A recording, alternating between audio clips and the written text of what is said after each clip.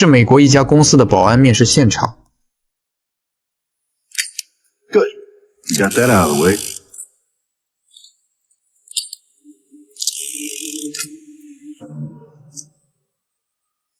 杰克以近乎疯狂的表现震慑了在场所有人，连见多识广的老板都被他不要命的作风吓了一跳。但正是这种极端行为，毫无疑问地证明了杰克曾经兵王的身份。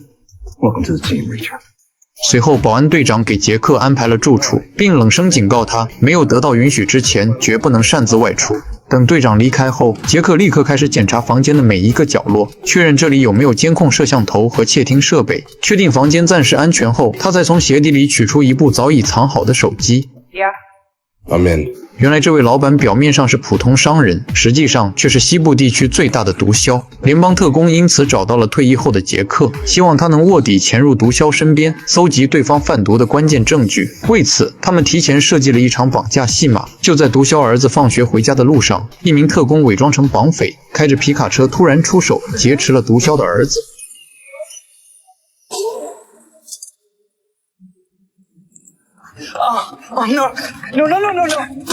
为了让随行保镖彻底失去反抗能力，对方还补了一枚震爆弹。也就在这时，轮到热心路人杰克登场。看到绑架现场后，他立刻装作见义勇为，直接冲上去阻止绑匪。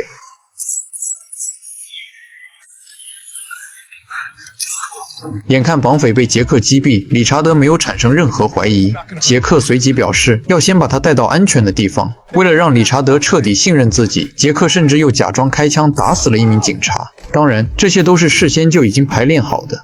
Shot a cop. I didn't know. I thought he was pulling a gun. We gotta go. Now. 杰克把车开到距离事发地点不远的地方，随后放下理查德，让他自己打车回家。这招欲擒故纵果然起了作用。理查德因为受到惊吓，主动提出让杰克护送自己回去，并表示他父亲一定会给杰克一大笔钱。杰克见时机成熟，便顺势装出一副勉强答应的样子。随后，理查德带着杰克来到一座海边庄园。而负责守门的是一个体型极其夸张的大块头，整个人比杰克还要壮上一圈。想要进入庄园，就必须先经过他的搜身检查，只有确认身上没有携带武器，才允许进去，否则等待他们的就是架在门口的重机枪。来到毒枭的办公室后，生性谨慎的毒枭为了确认杰克不是警方派来的卧底，先让他留下指纹，随后又安排保安队长杜克全程盯着他。If I go in to hit the head, you gonna hold it for me? If I want to.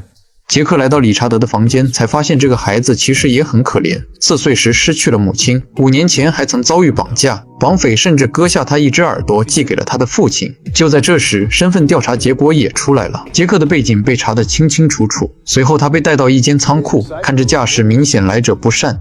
We ran your prints. That was fast. Must have some serious connections. Your record is impressive. West Point graduate, 2 silver stars.Purple Heart 毒枭觉得杰克是个可用之人，便提出让他替自己做事，每月1万美金。不过在正式加入之前，他必须先通过一道考验，那就是玩俄罗斯轮盘赌。只要能活下来，杰克就算过关。于是便有了视频开头那一幕。其实杰克扣下一次扳机后，就已经通过了贝克的测试。可没想到，他像疯了一样，眼睛都不眨，连续扣动扳机，直接把旁边的杜克和保利都看愣了。最后贝克都有些慌了，生怕杰克真把自己打死了。顺利混进毒贩内部后，杰克一回到房间，便立刻给苏珊打去电话，询问接下来该怎么做。苏珊告诉他，之前还有一名女卧底也成功打入了这个组织，但就在1个星期前突然失去联系，很可能已经暴露身份，被他们秘密关了起来。苏珊要求杰克尽快找到他。凌晨3点，杰克趁所有人熟睡，悄悄从窗户翻了出去。他一路摸到仓库附近，很快找到了通往地下室的入口。进入地下室后，杰克并没有看到那名女卧底的身影，不过他发现这里明显有人生活过的痕迹，并且在床底找到了一只手镯，这说明女卧底确实曾被关在这里。好在现场没有血迹，也没有明显挣扎的痕迹，至少可以判断她大概率还活着。就在杰克返回房间的路上，他突然看到有人开车进入庄园，通过暗中偷听，他得知对方是贝克找来调查儿子绑架案的人。此时那人提出想让现场目击者杰克一起过去配合调查，杜克答应后立刻转身准备去杰克房间叫人，所以杰克必须赶在杜克之前回到房里。 Wait here.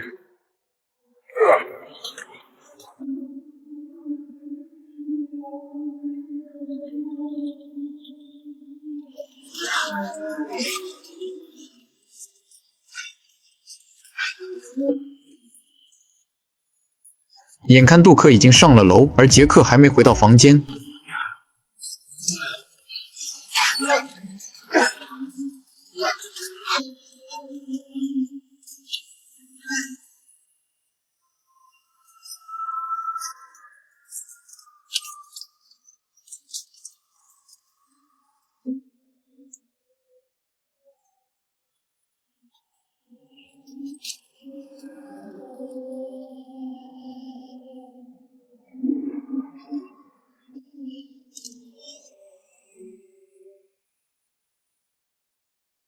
Flattered, but no thanks. 情况一度十分危险，好在最后关头，杰克及时翻回房间，这才成功骗过了杜克。原来贝克已经找到了那辆撞击他儿子的皮卡车，想通过车牌查出到底是谁要绑架理查德。杰克趁着换衣服的空隙，立刻给苏珊打去电话。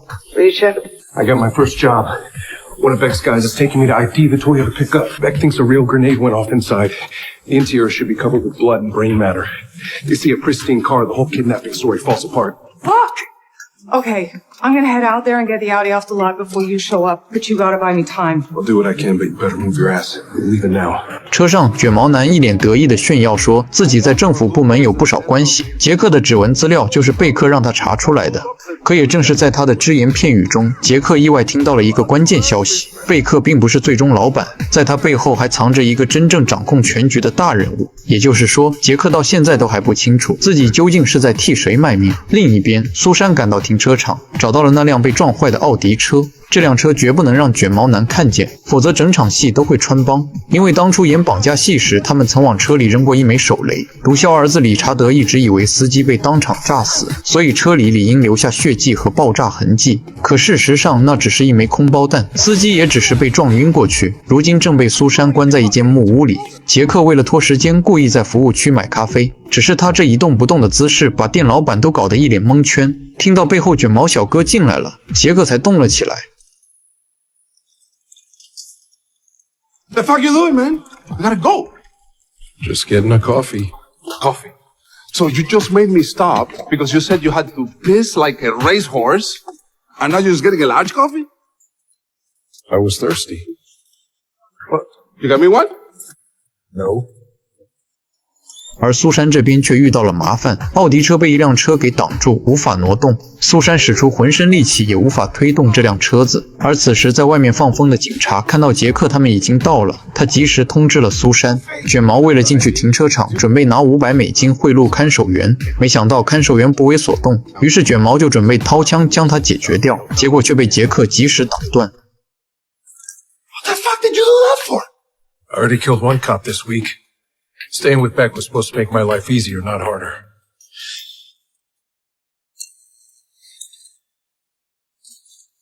随后两人顺利来到证据库，杰克一眼便看到了未被挪走的奥迪车。为了不被卷毛发现，于是他只好急忙催促卷毛办事，然后好赶紧离开。然而事与愿违，卷毛在拍摄完皮卡车牌照后，意外认出了自家公司的奥迪。Hold up.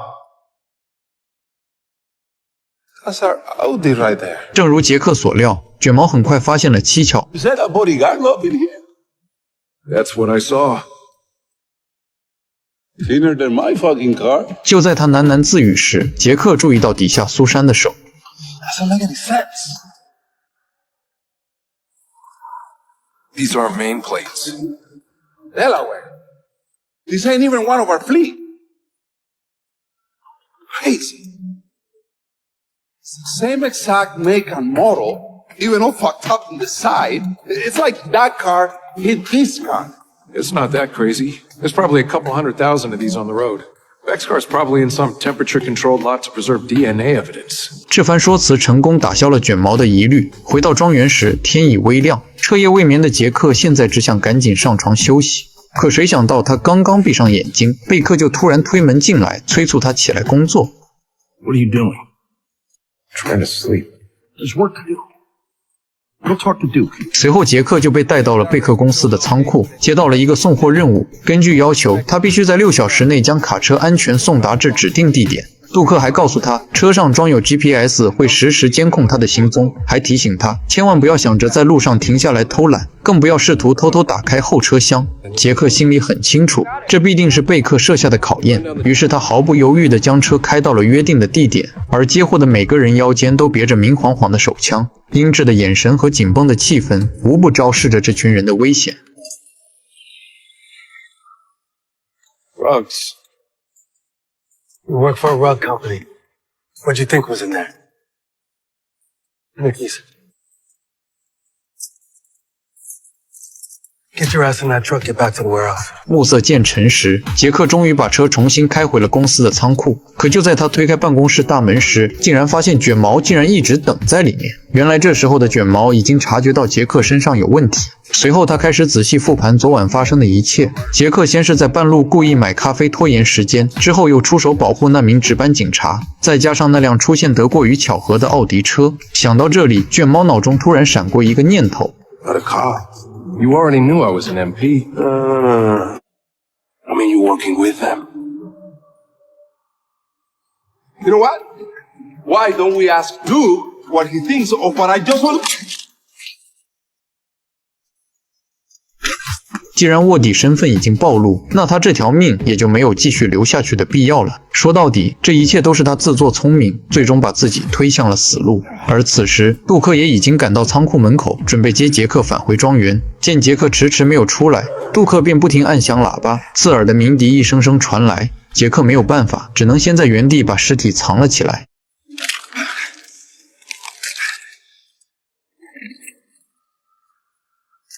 本期内容到此结束。也许从杰克踏进贝克庄园的那一刻起，他就已经走进了一座没有硝烟的战场。这里的敌人不只靠枪和毒品维持秩序，更靠怀疑、试探和死亡筛选身边的人。俄罗斯轮盘赌只是入场券，真正危险的是每一句话、每一个眼神、每一次迟疑，都可能暴露他的身份。为了查清毒枭背后的真正主人，也为了救出失联的女卧底，杰克只能把自己伪装成疯子，在刀尖上继续往前走。可越接近真相，他也越清楚，这场卧底游戏从来没有安全退路，黑暗不会轻易露出破绽，只有比他更冷静、更狠的人，才能把它一点点撕开。